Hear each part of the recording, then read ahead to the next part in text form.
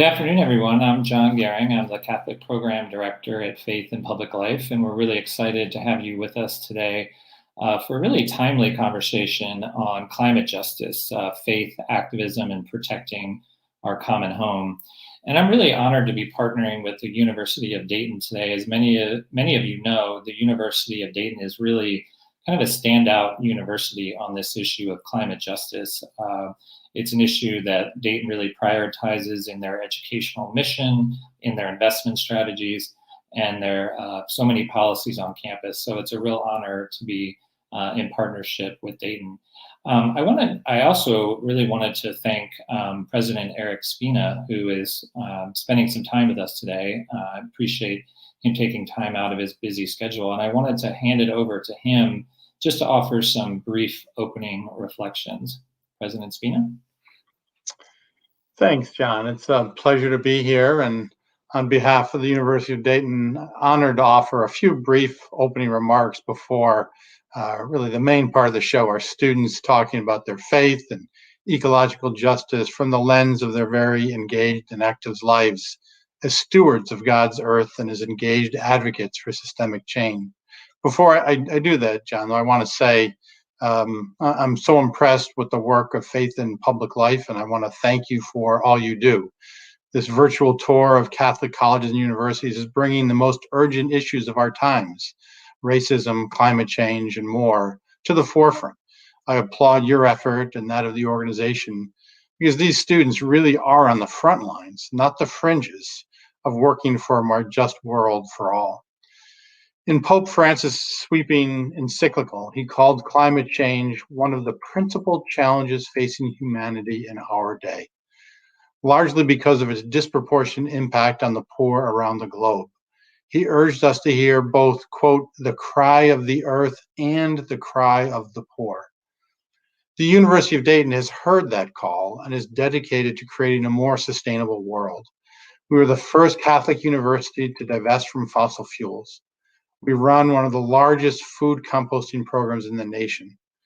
Through our Hanley Sustainability Institute, we strive to become a leader in sustainability education. Still, we recognize that we need to partner with others and take meaningful steps every single day to help meet this challenge for our planet and everyone on the planet. Long before the Pope spotlighted the issue, our students were deeply committed to sustainability. This generation recognizes environmental stewardship as a social justice issue, and one that extends beyond reducing greenhouse gases on campus to building sustainable neighborhoods and communities. The work, though, starts in our own backyard. Our campus is a laboratory for sustainability initiatives, and much of that work is driven by students in concert with faculty. Curran Place, NCR's former world headquarters here in Dayton, that now houses our University of Dayton Research Institute and other programs, provides a dramatic visual statement of our commitment to reducing our carbon footprint. After solar panels were installed on the expansive front lawn in 2018, students have helped to create a solar prairie as a habitat for pollinators and native birds. In labs across our campus, our students are involved in research on clean and alternative energy, including wind, fuel cells and batteries, algae, coal to liquid fuels, and more. Before the pandemic hit, engineering students helped Mission of Mary Cooperative, an urban farm right here in Dayton, become a net zero energy campus, the first in the city of Dayton. And in the Rivers Institute, students are looking forward to once again motoring the Rivermobile to local schools to educate students about the importance of preserving our watershed. Catholic universities like the University of Dayton have much to add to the national conversation and work around environmental justice, particularly the impact of climate change on marginalized communities. So one of the reasons I'm so impressed that our students really understand that and work hard to make the case for us to pay more attention to this, not only as a university, but as a society. This forum today provides a platform for discussing how we protect God's creation for future generations. The time for action, all of us at the University of Dayton believe, is now. So again, thanks very much, John. I look forward to the panel. Thank you, President Spina. I appreciate those words, and more importantly, your ongoing commitment to this issue. So thank you very much. I'm also really grateful for the hard work of Dr. Vincent Miller, who's the Gudorf Chair in Catholic Theology and Culture at the University of Dayton. And I've been honored to work with Vince over the years, and he's put a lot of work into organizing this panel, and I want to give Dr. Miller an opportunity to make a few reflections.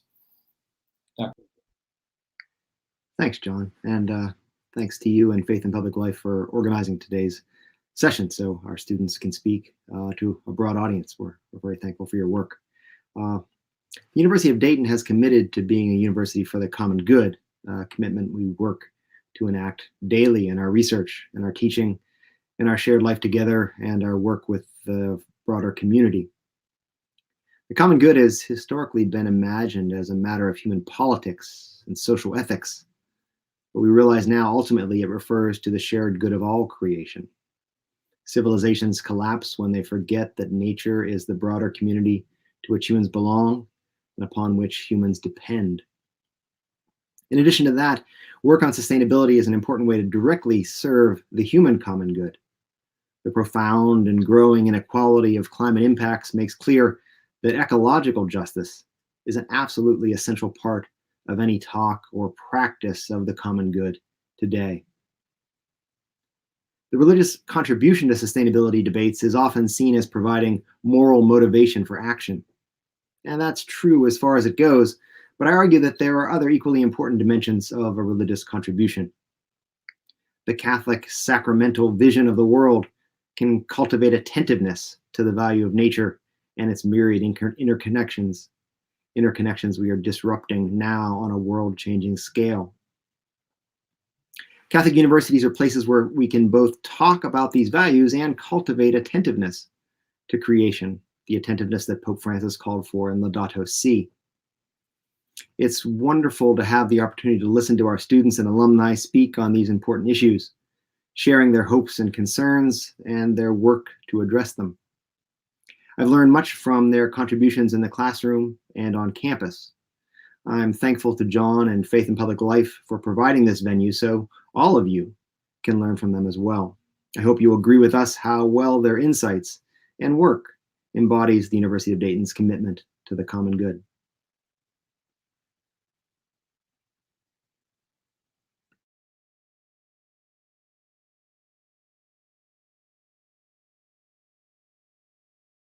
Panelists, before we jump in, I just wanted to offer a few sort of framing reflections to help kind of guide our conversation today. So we all know that climate justice is the most urgent existential issue of our time. We know this is one of our most important moral issues. We know it's a political issue.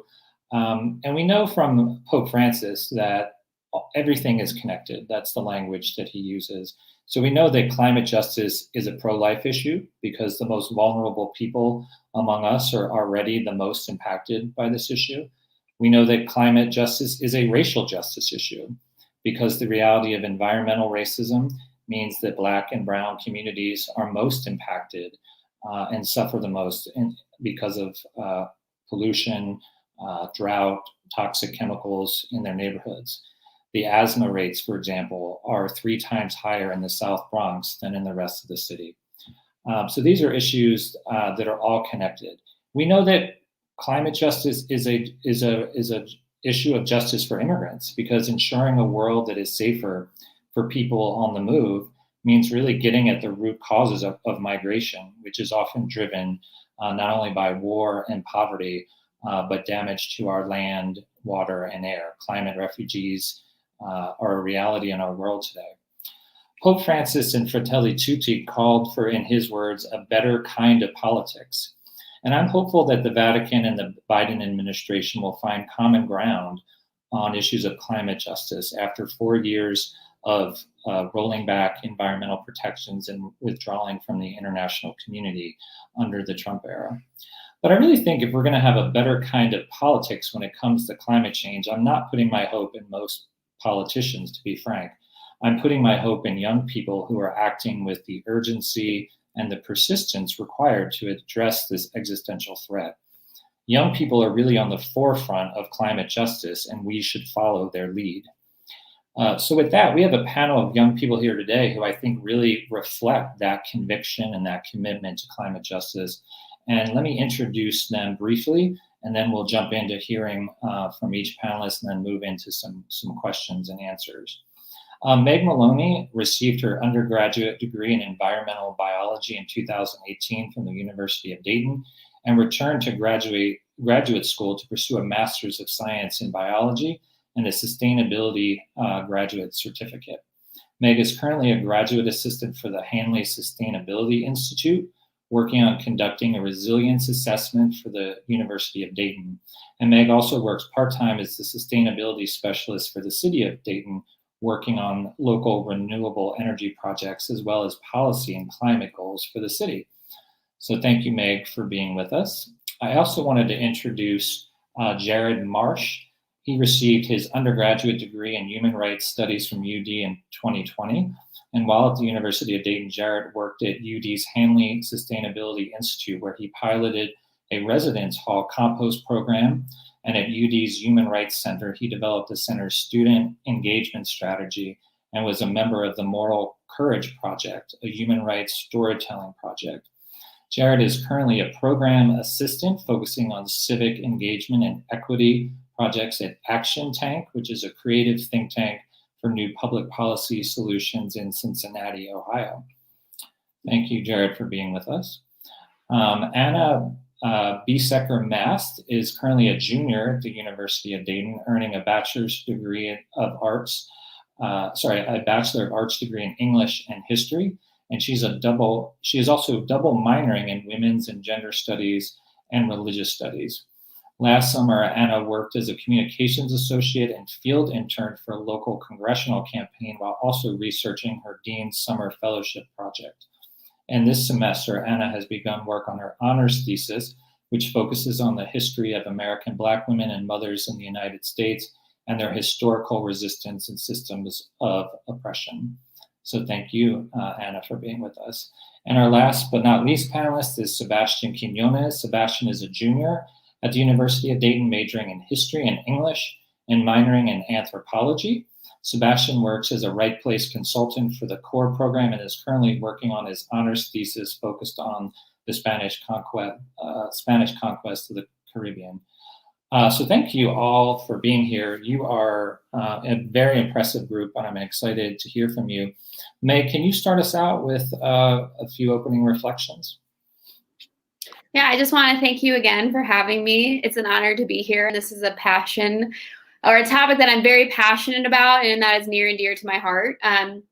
So as a Catholic, I think that I have, and like all people living on this planet, a moral responsibility to act with to act against what's happening to our planet. And so what my vocation has been at the University of Dayton has to ensure that the university is thinking about how we are going to engage our students to be stewards of this planet when they graduate. But I've also done a lot of community work thinking about how we can protect the most vulnerable in our local Dayton community, but also on a national level as well. I'm really grateful for my experience at the University of Dayton. I had 2 study abroad experiences, both in India and China. Understanding climate change and seeing how it's affecting people right now, those were very eye-opening experiences for me and really gave me a lens and almost a vigor to continue acting and to continue to pursue this with my whole heart. But also just my work with the Rivers Institute and the Hanley Sustainability Institute has also just been crucial to kind of give me a better understanding of what it means to be a Catholic and a Catholic that's thinking about social justice and climate justice. So I'm excited to kind of get into more of those details in a few moments, but I think that what you said in the beginning is so true about the younger generation really taking responsibility on to try and make change in the world. I think that we really see a threat to not only our existence, but future generations. And then, of course, the most vulnerable and those that might not have a platform are really the ones that are hurting. They're currently hurting, and it's just going to keep continuing to be a problem. So I'm excited to talk about my work and hear about all the other panelists' work that they are doing as well. Thank you, Meg. We're going to move now to Anna. Anna, would you share a few of your reflections? Yeah, so my name is Anna Bisekermast, and as John mentioned, I'm a double English and history major, so I'm definitely coming at this from a more humanities perspective. But I'm also a Christian, and I do believe that I'm called to care for the earth as a central justice issue, and that's a responsibility that I don't carry lightly. And I think that my experience at the University of Dayton, whether that's through classrooms or the organizations I'm involved in, that commitment has only deepened. I've also just been brought up since childhood to care for the environment, so that's something that has stayed with me. And I also, like Meg said, I do think our generation carries this responsibility in particular because we are seeing how this is going to directly affect our future and generations after us. So I'm really excited to be on this panel. Thank you for having me. Thank you, Anna, for those thoughts. Very important. We're going to move on now to Jared. Jared? Yeah, hi everyone. Thank you for having me here today.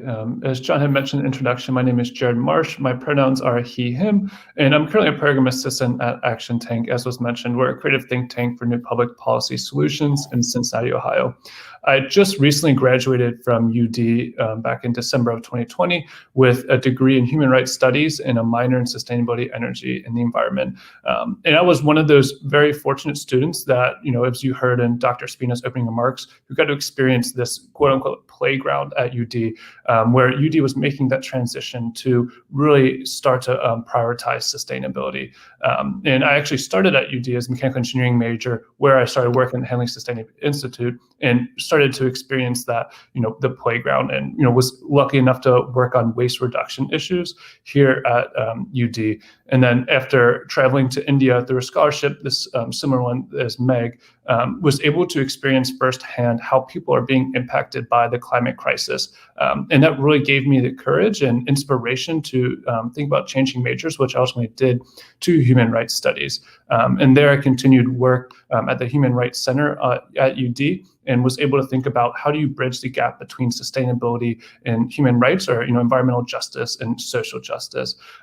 And so UD has been very beneficial and very supportive of that transition. And now I come to this space thinking about how younger generations are more connected with one another in the environment, and seem to live in more of a community, even though it often doesn't seem like it, when everyone's on their phones and whatnot. But I'm aware of how much knowledge that young people are learning about their impact on one another, and seeing firsthand of not just if you throw away something that just goes to landfill, but that's actually impacting someone else's life. So I'm hopeful for the future, and excited to be here with you all. Thank you. Thank you, Jared. Sebastian, we'd love to hear from you. Oh, hi, my name is Sebastian Quiñones. I'm a history and English major, so I guess like with Anna, I'm approaching this from a humanities perspective. And I guess for me, this all started when I really started considering climate change, and the climate issue was Hurricane Maria from Puerto Rico. So I guess living through that experience, I guess really made me think about, because if things get worse and the idea of more hurricanes like that, or even worse, coming more and more often, that's a pretty scary thought, and scares me to this day, honestly. And I guess that idea kind of got even stronger here at UD when we learned more about more or less how our obligations, well, not so much obligations, but how we as Catholics should view the world, how we're all connected, and even just human beings, that we're all part of this system, that our actions affect one another. So I was raised to view the nature as a sort of mother. Like, why would you hurt your own mother? And so for me, I guess the biggest issue with this whole thing is that we're in a turning point right now, that our actions will determine what will happen in the next century or so, and that's critical. And I mean, so far, my main question is how many people have to die before we actually start taking this seriously?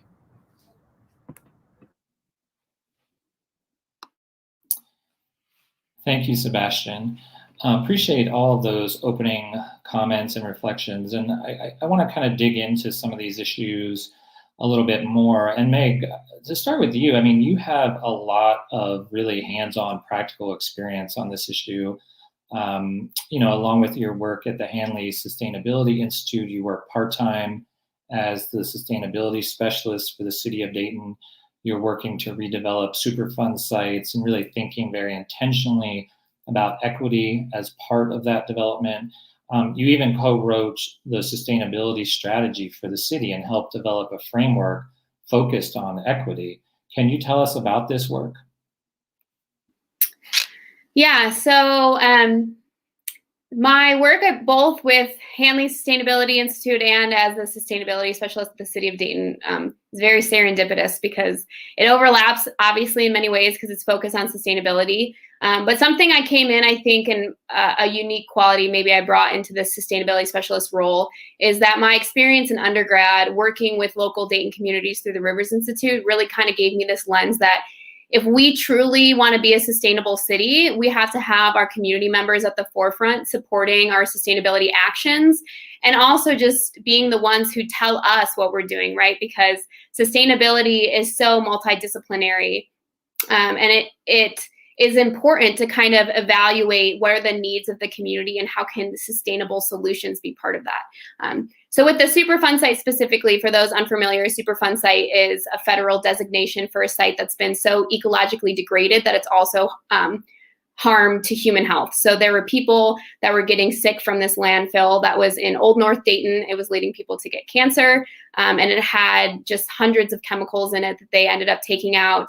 And now there is this 102-acre property that they have no idea what to do with. And so what we're doing at the city of Dayton and my role is really helping think about equity and what it means to develop this site. So the community has identified that they wanted a solar array, but to have the solar array provide benefits to them. So we're currently working out, we're getting so close. So I'm very excited about putting a solar array on this property, but then also having added benefits where the community can actually get money off of their energy bills from the energy that's generated on the site.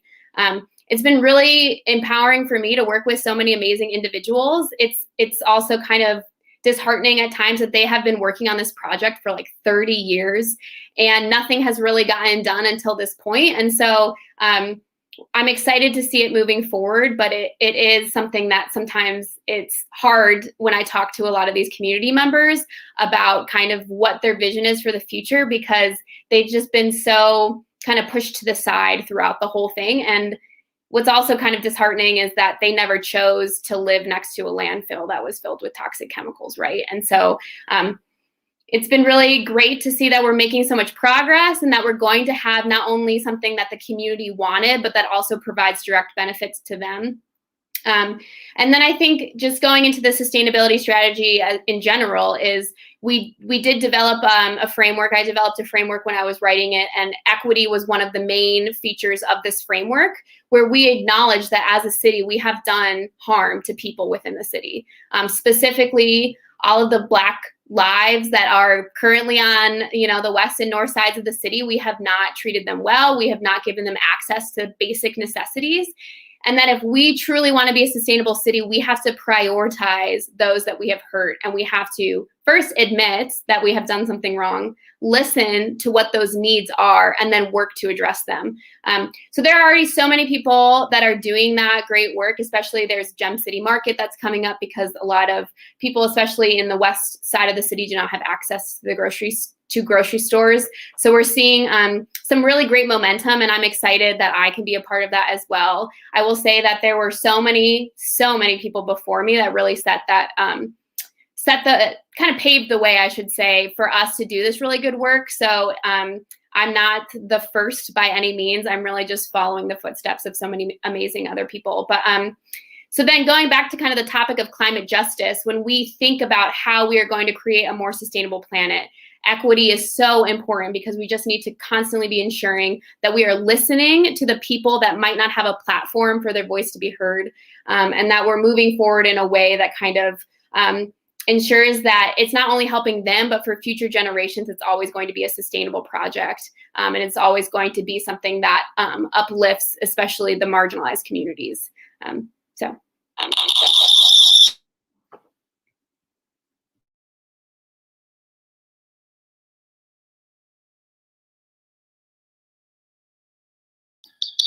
you all hear me now? Getting an echo? Okay. Can everybody hear me? Okay, sorry. Thank you, Meg. I really appreciate you sort of getting into the structural issues there and the history, which is so important. I know I'm getting some feedback here. The problem was earlier it was hard for me to hear all of you, but we're trying to figure this out. So is that a little bit better? No, not better. All right.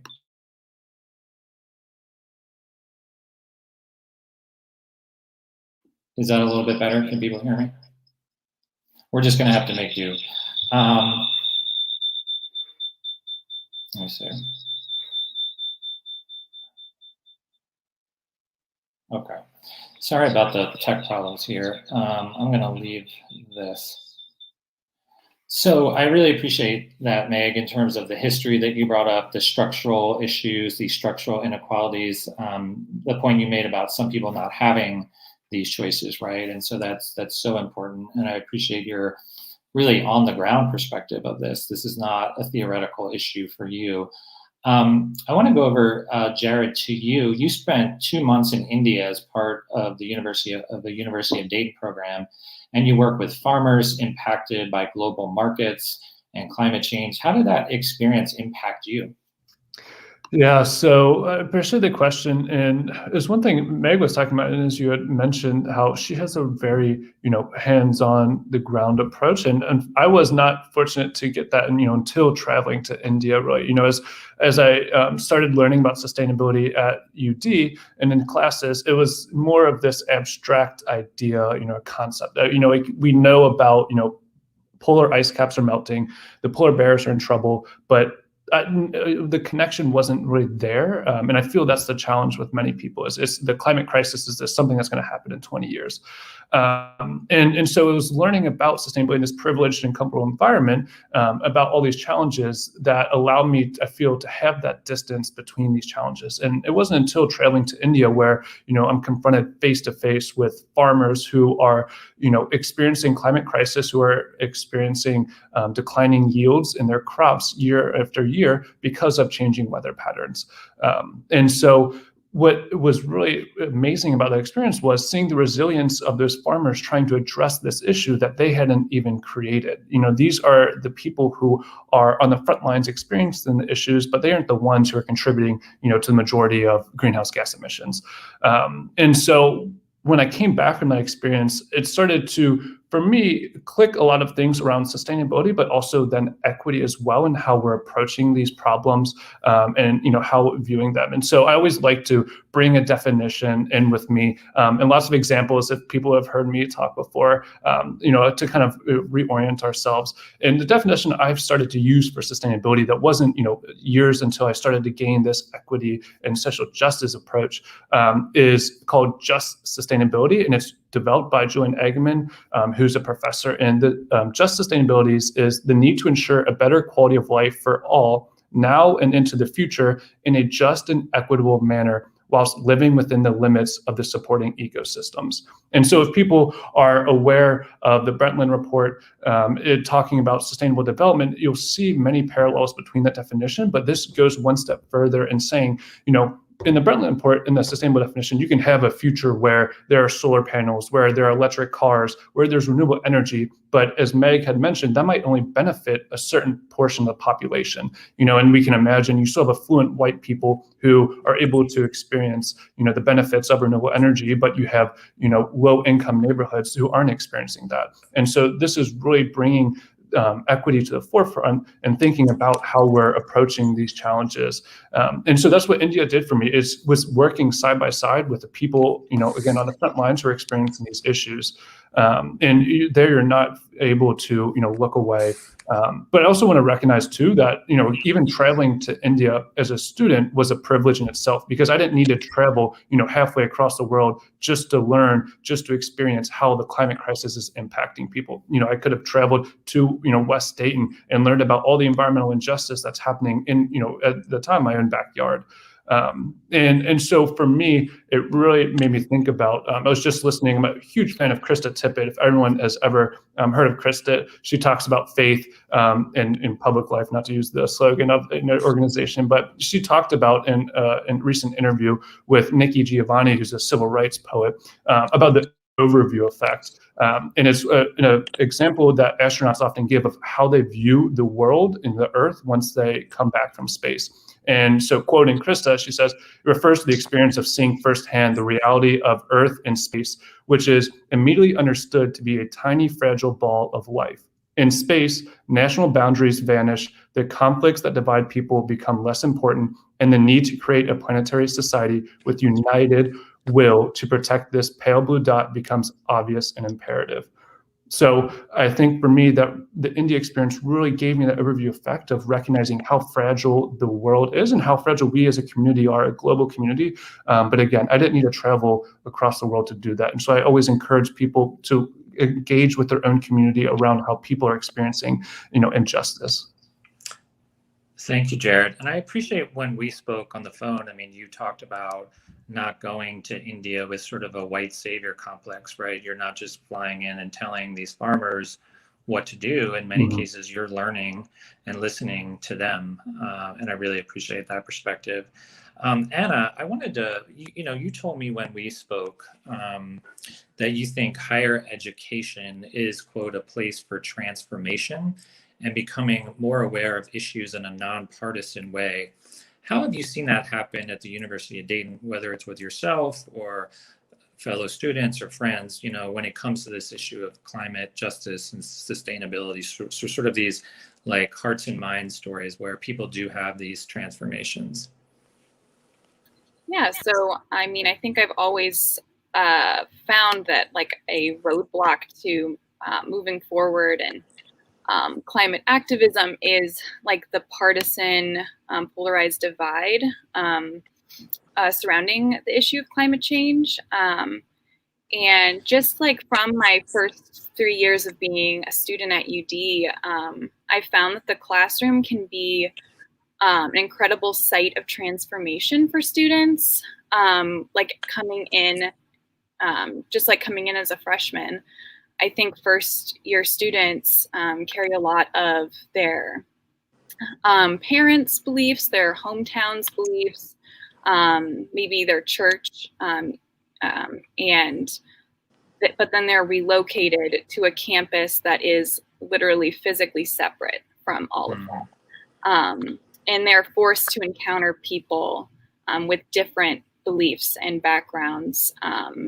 So I would say that college is a chance to be relocated somewhere else and to be immersed in a community where you're forced to encounter different people and different beliefs over and over again.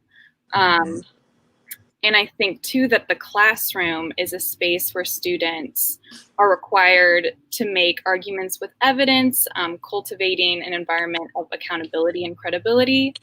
And that students come into the classroom already in an assumed place of not knowing, where their understanding is that they're coming in to learn something new that they didn't already know.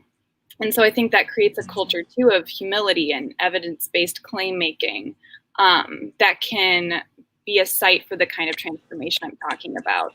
That doesn't necessarily have anything to do with political alignment or preconceived beliefs that you may come in to as a first-year student. You asked for an example, and actually one of my roommates came into the University of Dayton as a first-year student with a completely different set of beliefs than what she holds now. she is Catholic, which is interesting because I think that the University of Dayton fostered a different environment to talk about Catholicism than what she had previously. And coming into UD, she said that she's only become more passionate and devoted to issues surrounding climate change. And she said that one of the biggest aspects of being at UD that transformed her in this way was talking to people with different beliefs than her, and that she actually had to learn how to do that and had to learn how to come back to those conversations with an open mind. And that's how she was able to be open to something different than what she had originally believed. So yeah, as I said before, I think that the university is a unique site for transformation for students, even just in classes like biology and geology, that increasingly I think the curriculum is focused on issues around climate change too. So yeah, that's very exciting for me as someone who's interested in maybe going into higher ed later as a career. And I'm excited to see how this continues on UD's campus. Yeah, I really appreciate that. And I like what you say about kind of a culture of humility too. I mean, that is so important, particularly, when we think about the spaces we all live in. I mean, we hear the term echo chambers, right? I mean, we tend to seek out media, communities, parishes that reinforce our own ideas or kind of our own ideologies. And so I really appreciate sort of how a university can be a place, particularly a Catholic university, can be a place where we approach this in a broader, more expansive way and have these conversations and have these encounters that really can sort of change minds and hearts. So I think that's really important, and I appreciate you bringing that to the conversation. Sebastian, I wanted to ask you, I mean, you're from Puerto Rico and lived through Hurricane Maria in 2017. I mean, what was that experience like? And how, if so, did it shape kind of how you think about or understand these issues?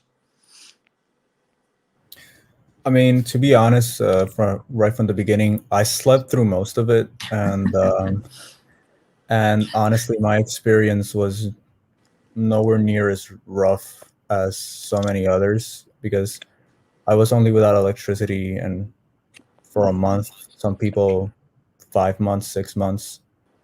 But honestly, when I walked outside for the first time and I saw that all the trees near where I live, that I'd never seen the sun or the sky behind of that because they were always so thick. I mean, they were all bare. I mean, they were stripped of all leaves. And that was the first time I ever wow, this, it seemed like a Wrath of God episode.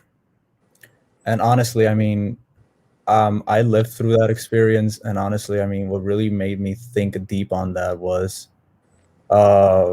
we had to go for a funeral to my grandmother's house because my great-grandfather passed more or less due to complications of health, age, and the hurricane. But it's like just walking through the cemetery, some graves were flooded, there was mud everywhere, and we still went as a family there. I mean, I don't know, just seeing all that pain and all, but also at the same time, that solidarity within my family, that my dad managed to board a cargo plane to get from Florida to the island, and really made me think that we were so lucky because of where we were.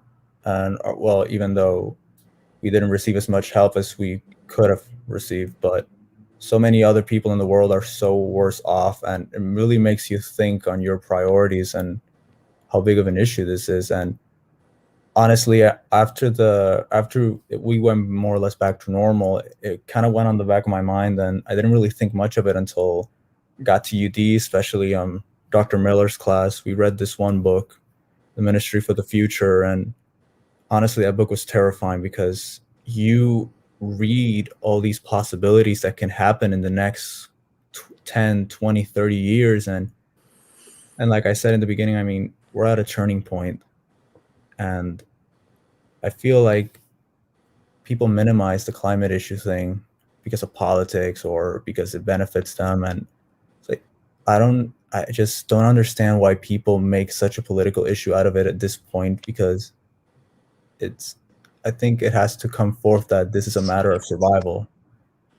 It's like, if you don't want to make it moral or political, just think of it like that. I mean, this is big. This could mean more or less the end for us, and I think it all came down to Maria. I mean, seeing that destruction in a way. I mean, that was my home. That is my home, and it made me really think about Christ. This could happen again.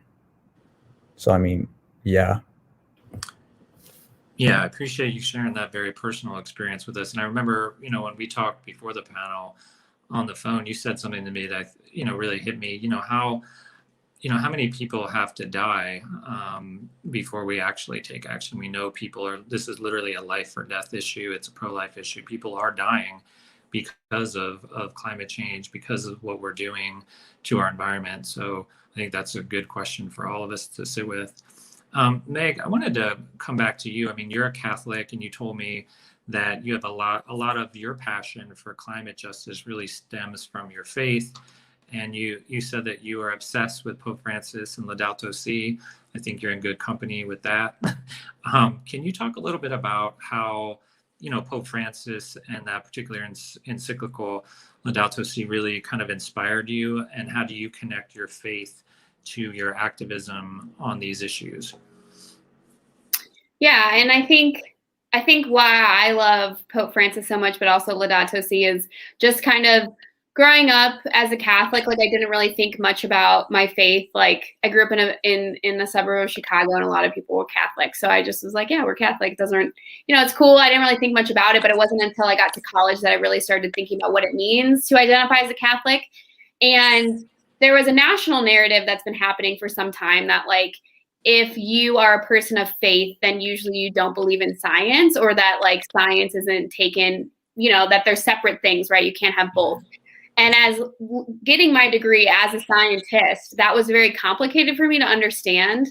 And so when Pope Francis came out with his encyclical, where he literally calls out that climate change is real, the science is real, we need to listen to scientists.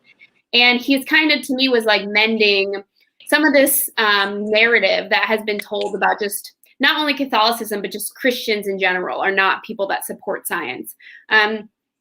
And so, yes, that really resonated with me. I think that made me even more passionate, not only as a scientist, because I was like, this call is not just my occupation, it's my vocation, right? So, like, I'm not becoming a scientist to just get a job. I'm called to this. Like, a higher power is calling me to do this.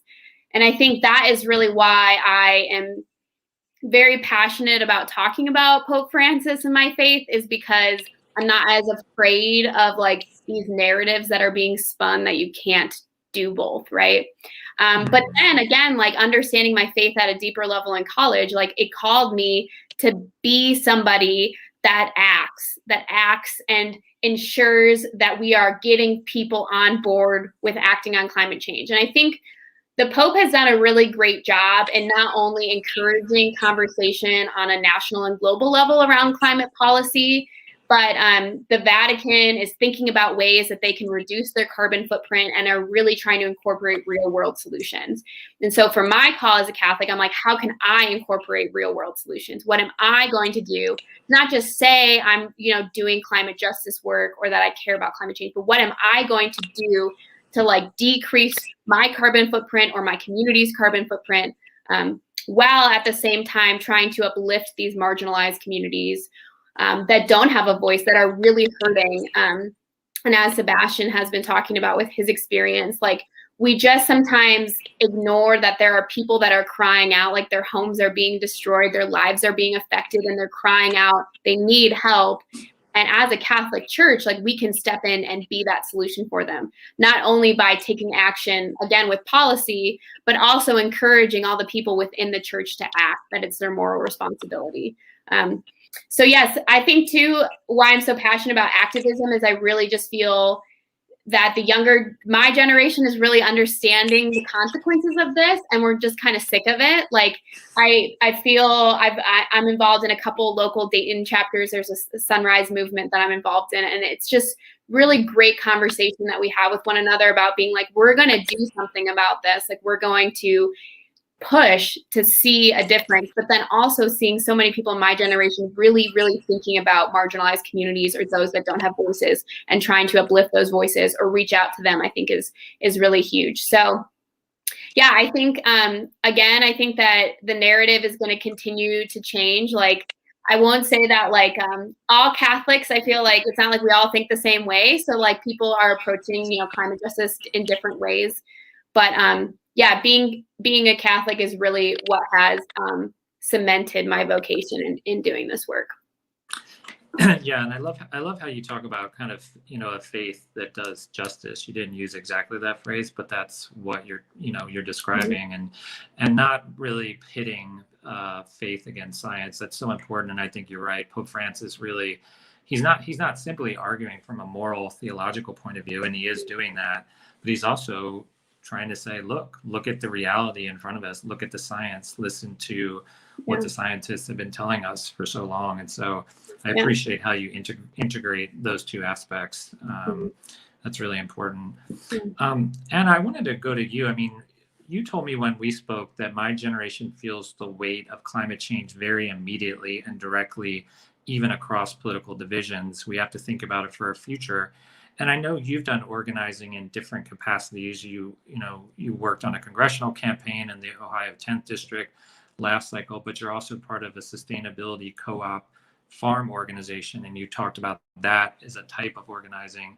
I would love to hear, sort of your thoughts on how you connect organizing and activism to addressing climate justice issues and sustainability.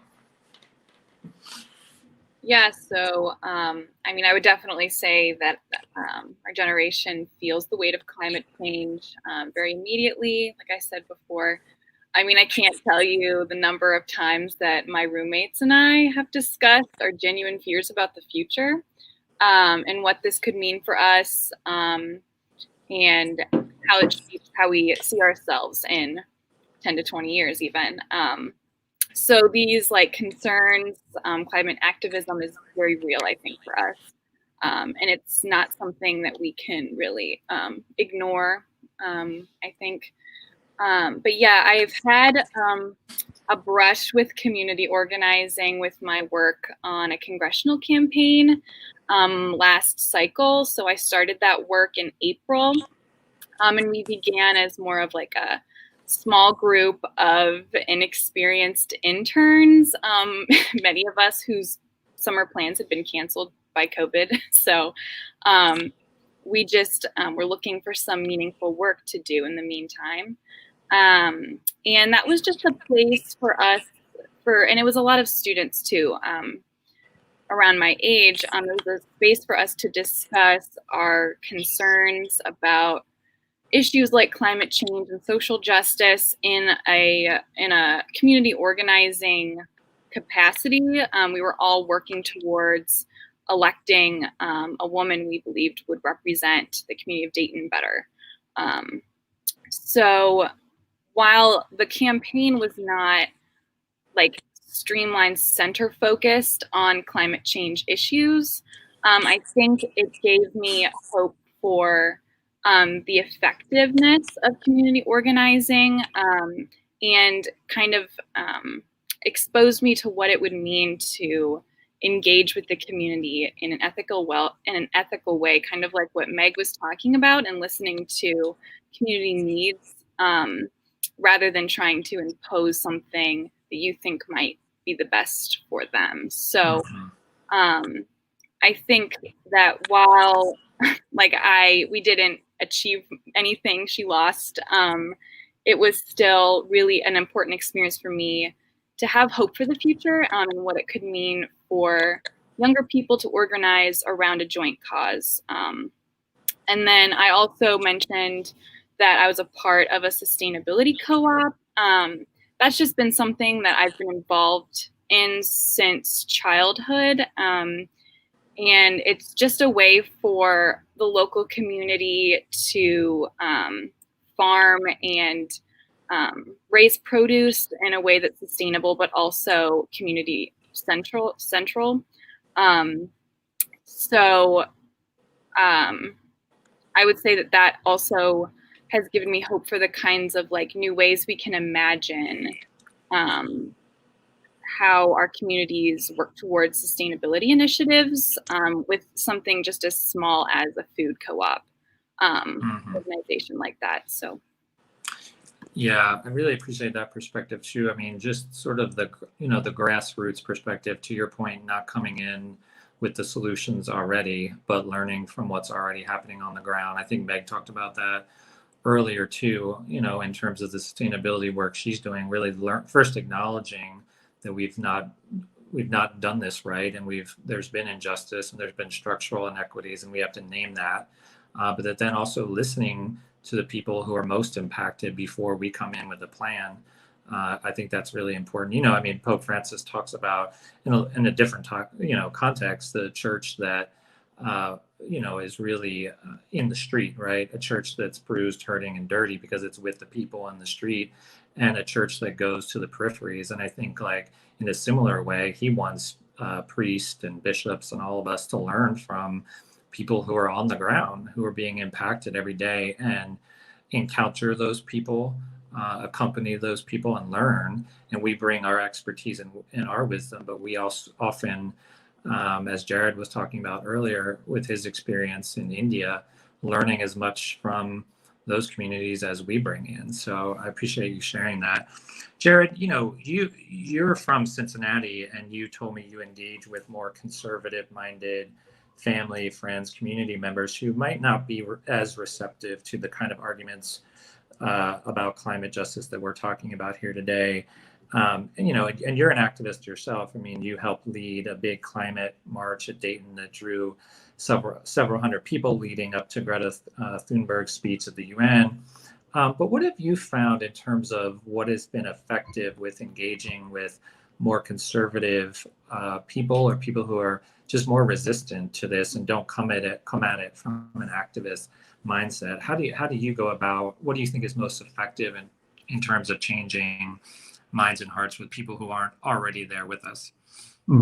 Yeah, and just to clarify, I think the title of activist is very noble for those who do have it. I do not consider myself so much as an activist. I mean, a couple of stints here and there, but there's definitely people who are very committed and make it their calling and whatnot. But I think for me, and especially coming back home during COVID, being sent home from school, it was really this kind of awakening and recognizing that we need to relearn how to listen and talk to one another. And this is both, people talking, on political spectrum, left and right. This is people talking, Catholic, Christians, Muslims, Hindu, whatever, any kind of spectrum. We need to learn how to better listen and have better conversations.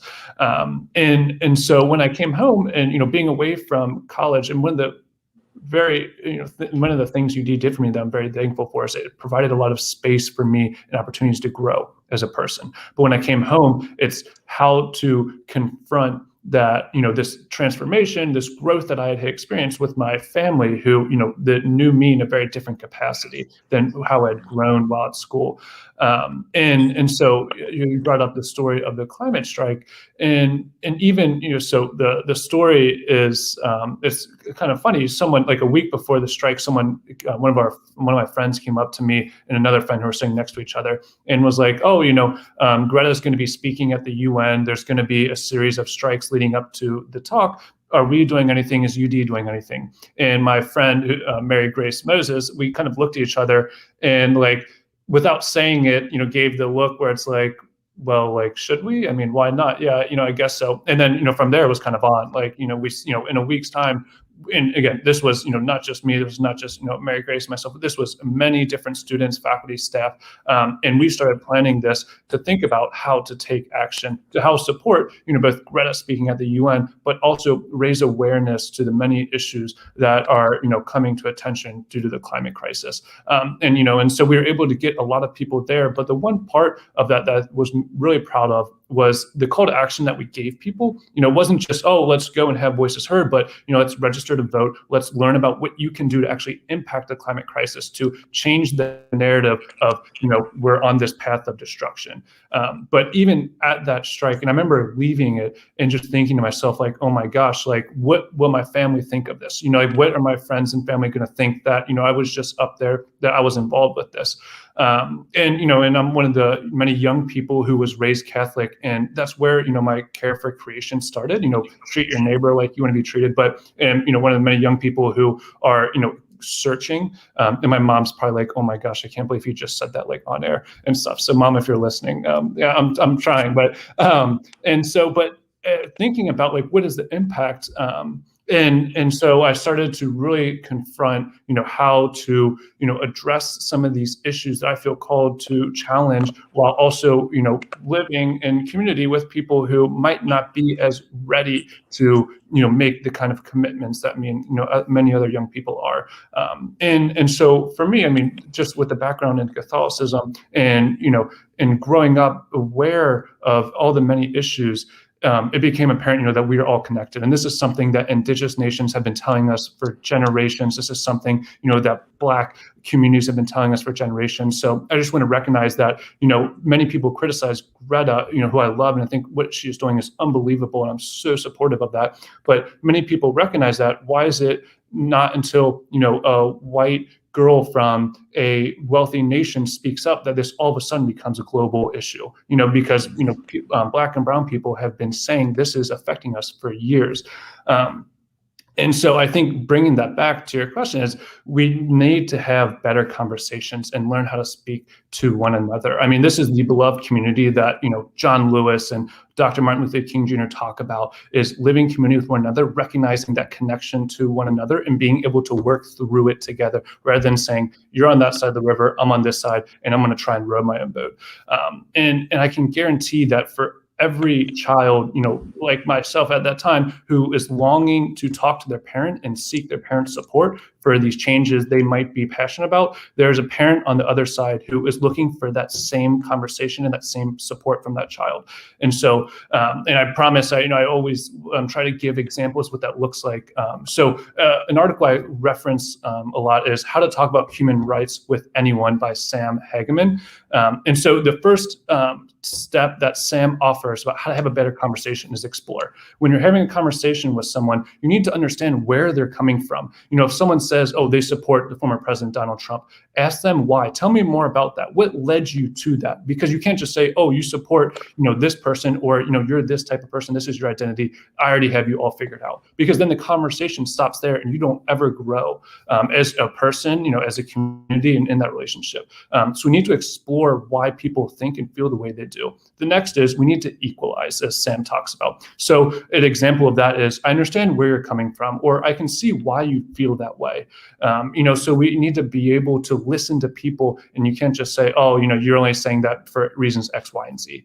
And then lastly, Sam talks about is elevate. So I agree with I can understand why you're coming from there, but this is how I feel. And many people, I believe, on the left think that, oh, if you have a conversation with a Republican, that makes you a Republican. If you're not a Republican, if you agree with someone who doesn't have a same opinion as you, then, you are, aligned with them or whatnot. And that's not what this is about. We need to be better listeners and have a better conversation with people. And just lastly, real quick, and I think we need to relearn how to laugh and love together as a community, especially without feeling guilty. At least, like, for me, like, sometimes there's the guilt of, oh, like, I'm happy, but there's all these horrible things going on. So how do I struggle with that internally? And one thing that I've experienced is being at home again is laughing with my family, laughing with friends and loved ones who, again, don't always share the same opinion, but we're able to share these moments that connect us. So then we do have those tough conversations. We hopefully can move past them. Mm-hmm. Yeah, I appreciate that. And that work is hard to do. And we know that even just when we think about this sort of the bruising election that we just went through, and having family members who maybe voted a certain way or don't care about issues we care about. It's very hard sometimes to be in dialogue with people who have extremely different views than you do. And it gets even more personal when it's, a family member. So, I appreciate how you think about that. And I think there's a very fine line we walk between sort of accommodating ideas that we know are problematic, that are racist, that have nothing to do with justice, and then how do we still walk with people on a journey, and that is a tough one, and it's one that I think we all have to struggle with. We're kind of coming to the end here, and I want to be mindful of our time. We only have a few more minutes left, so I thought maybe we could end just talking a little bit about, and whoever wants to jump in on this, like, what gives you hope on this issue? I mean, when you think about climate change, it can be a very overwhelming and daunting issue, right? It's an existential crisis. We're way behind, and you all know that. But what gives you hope? And what are you thinking in terms of, as you move into your careers, your future? What are you really holding on to? I mean, I'll tell you what gives me hope, and I said this at the top of the conversation. It's not so much politicians, it's people, it's your generation. I mean, I think you're really leading on this issue, and I think we need to be following that lead. But I'd love to hear, and maybe we can just go around, and feel free to jump in wherever you want. We don't have to go in a particular order, but what is giving you hope in this work as we look to the future?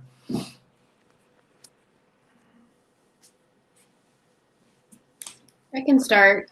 Something that gives me hope, I think, is like learning about all these local grassroots organizations that are really on the ground doing big change. So a lot of times people think that change needs to come from like a national or federal level, but really we saw a lot during the Trump administration when local governments step up to really create change, but also some of these local organizations. So I just learned about one in the Appalachians that is helping coal communities that when the coal plant closes, like transition to renewable jobs, and kind of rewriting that narrative that green jobs are killing the economy.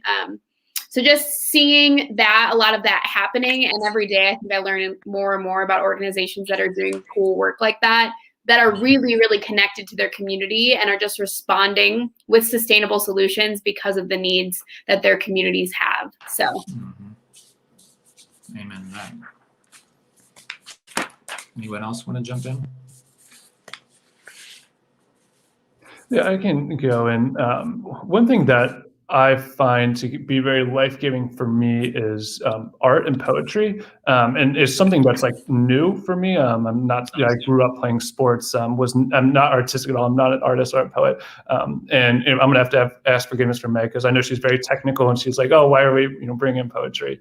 No, I'm just kidding. But so I'm gonna read a poem here again by Nikki Giovanni, and who's from Cincinnati, and people from Cincinnati will think that's just Cincinnati talking about someone from Cincinnati, but this is called Mercy and Allowables. So it says, she asked me to kill the spider. Instead, I got the most peaceful weapons I can find. I take a cup and a napkin. I catch the spider, put it outside, and allow it to walk away. If I am ever caught in the wrong place at the wrong place, just being alive and not bothering anyone, I hope I am greeted with the same kind of mercy. Nice. I did not expect poetry to be read on this call, but I do appreciate it. Yeah, I find it very passionate and life-giving. So hopefully everyone can sprinkle a bit art into their life. Amen. Anna, did you want to share a couple of thoughts on what you're hopeful about? I don't want to force any hope on anybody, but yeah, I mean, obviously I think it's difficult to have hope. When I've come to UD and I'm just learning about how things are much worse than I thought, and I already thought they were bad. So I think, though, that kind of what I was saying about the classroom being a site of transformation and hearing from fellow students is hopeful, because I'm hearing a lot of students like me talking about carrying care for the climate into their lifelong vocation, especially from what they're learning at UD through Catholic social teaching and through even just like science courses that just explain the problem at its core. So I think that that's hopeful for me. I'm happy to be surrounded by students who are also devoted to that cause and who are constantly thinking about how the gifts that they're cultivating on campus in the classroom can work with this newfound care for the climate and environmental restoration. So, yeah. Well said. Sebastian, you want to close us out? I mean, I guess I tend to be a little pessimistic at times as a history major. You read a lot of strong stuff, but honestly, I think one of the main points for me that would give me more hope is that while I believe that individual and local and regional action is extremely important and in fact necessary, like I think that something that would give me a lot of hope is if governments did more, actually, because it's like what often you see in history. I mean, it's not just one thing leading the charge. It's an agglomeration of distinct factors working together at the same time, whether they know it or not, that lead to historical change. And oftentimes you just keep learning more and more. So, I mean, this is just it has to be a collective effort, because no one side can do it, because even if the government says, oh, we're going to do this, people can just do whatever they want no matter what. And vice versa as well. People can do whatever they want, but if the government keeps spewing coal into the atmosphere, or just keep shipping and burning and cutting trees down and whatever, I mean, there's only so much you can do other than overthrow the government. And I mean, I don't think war is good for the environment either, but I mean, I don't know. I mean, I'm not so much up to date in this, but something that would give me a lot of hope is if I saw more cooperation between local and upper governments, just actually putting more of an effort into this. All right. Well, thanks, Sebastian. And I just want to thank all of you for not only your thoughts today, but just, your activism, your passion for this issue, what you're doing. I've really enjoyed getting to know all of you and learning about, the very specific ways that you're working on these issues. So thank you so much. I mean, I think you're all such a testament to the University of Dayton and just the potential of a university setting to really cultivate this sort of not only an intellectual understanding of this issue, but a heart understanding, and how do you put those together in the service of living out a faith that does justice. So I want to thank all of you for being with us today and for your stories and your time. And also just thank you to the University of Dayton for partnering with Faith and Public Life on this conversation, and grateful for everyone who watched. And, please kind of stay in touch with us. We're going to continue to have these conversations with Catholic universities. This is part of a broader virtual tour. I wish we could do it in person, that really lifts up these kind of issues and so many social justice issues that we have to grapple with today. So thanks to all of you, and have a great day. Thank you all. Bye. Thank you.